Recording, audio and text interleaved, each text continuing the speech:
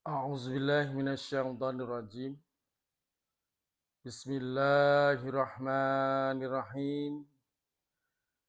Assalamualaikum warahmatullahi wabarakatuh. Sahabat Akhi DJ Channel dimanapun berada, semoga dalam keadaan sehat walafiat, dohiron wabatinan. Hari ini kita akan belajar kembali. Buku yang kita pakai adalah karya almarhum Bapak Muhammad Anas Adnan LC Magister Agama. Jadi akan kita baca kembali buku beliau. Kita awali dari proses membaca. Proses membaca itu kita bisa melihat di Romawi 6. Rasulullah Shallallahu Alaihi Wasallam memerintahkan kita membiasakan diri membaca. Membaca apa itu? Membaca Al-Quran. Membaca Al-Quran.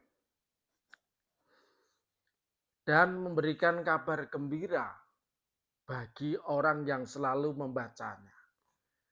Beliau bersabda, barang siapa yang membaca satu huruf dari Al-Quran akan mendapatkan satu kebaikan. Satu kebaikan berlipat 10. Jadi kalau jari kita itu ada 5, berarti 10 kali. Aku tidak berkata alif, lam, mim itu satu huruf. Tetapi alif satu huruf, lam satu huruf, dan mim satu huruf. Hadis riwayat Tirmizi. Jadi Rasulullah Shallallahu Alaihi Wasallam, sahabat Akhi DC, memerintahkan kita mengkhatamkannya sebulan sekali. Bagi yang merasa kurang, boleh mengkhatamkannya dalam seminggu.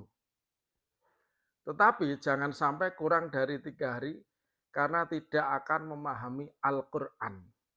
Bagi orang yang membacanya, mengkhatamkannya dalam waktu kurang dari 3 hari. Hadis riwayat Abu Daud. Jadi perintah mengkhatamkan dalam sebulan mengandung makna bahwa kita harus mengulang-ulang membaca semua ayat-ayat yang terkandung di dalam Al-Quran. Jadi di Al-Quran itu sebulan sekali harus kita baca. Bukan sebulan sekali, tetapi harus dikhatamkan. Setiap ayat kita baca, ulang lagi setelah membaca keseluruhan ayat-ayat lainnya. Kita harus membaca rata-rata 1 juz. Rata-rata 1 juz itu per hari yang memerlukan waktu 35 sampai 60 menit. Bagi yang sudah cukup lancar. Artinya dari 24 jam sehari waktu yang dianugerahkan Allah Subhanahu wa Ta'ala untuk sahabat Akhi DJ Channel dimanapun berada, kita cukup mengalokasikan kurang lebih 1 jam untuk membaca Al-Quran. Pelaksanaannya menjadi ringan bila dijadikan rutinitas sehari-hari pada waktu-waktu tertentu. Misal, sehabis sholat maghrib dan subuh. Sebab rutinitas menghasilkan kebiasaan. Otak kita akan membuat hubungan kuat antara selesai sholat maghrib dan subuh dengan membaca Al-Quran. Semakin banyak mengulangi, semakin banyak murojaah, hubungan tersebut semakin kuat hingga akhirnya menjadi habituasi, menjadi kebiasaan.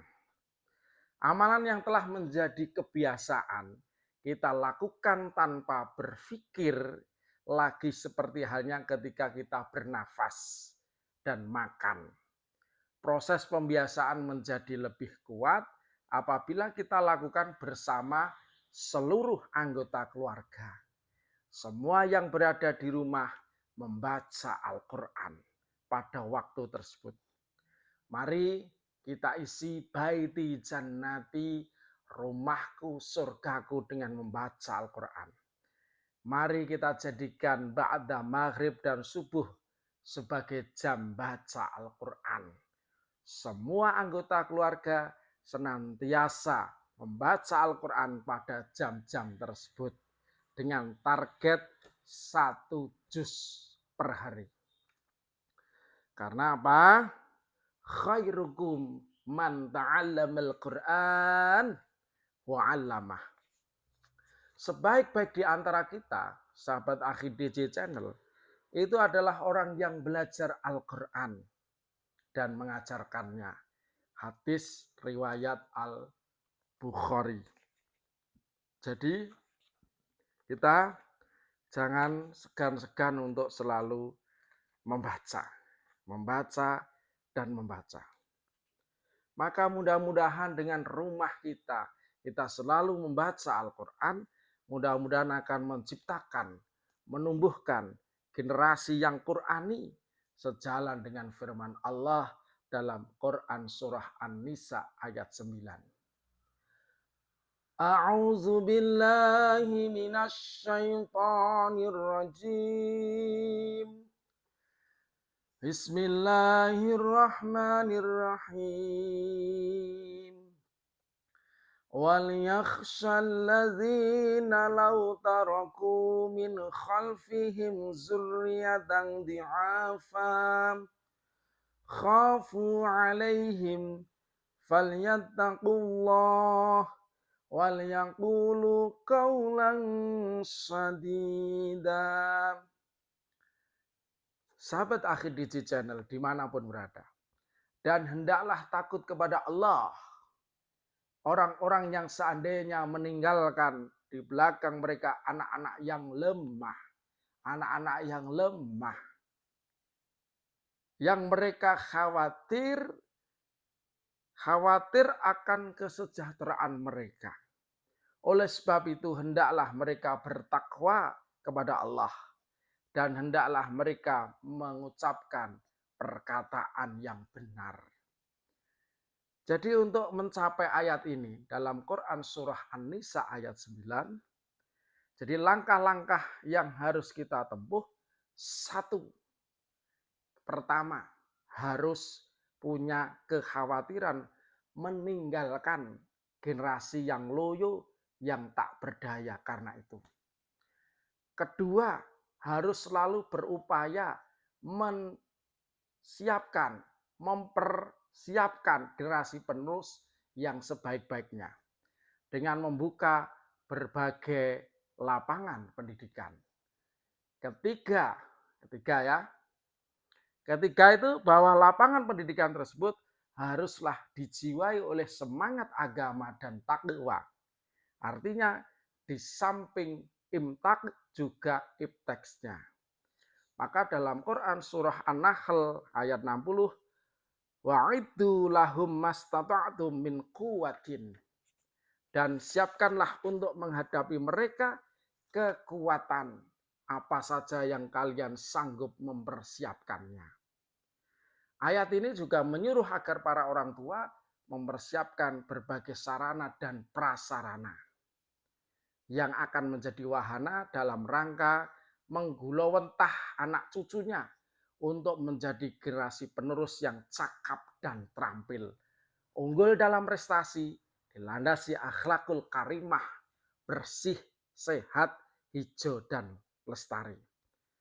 Jadi sabda Nabi Muhammad SAW, "Allimu abna'akumus sabahah warrimayah."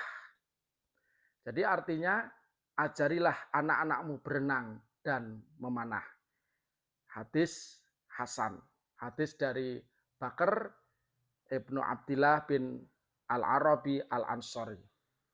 Artinya Ajarilah anak-anak kita ketangkasan dan keterampilan. Terima kasih. Assalamualaikum warahmatullahi wabarakatuh.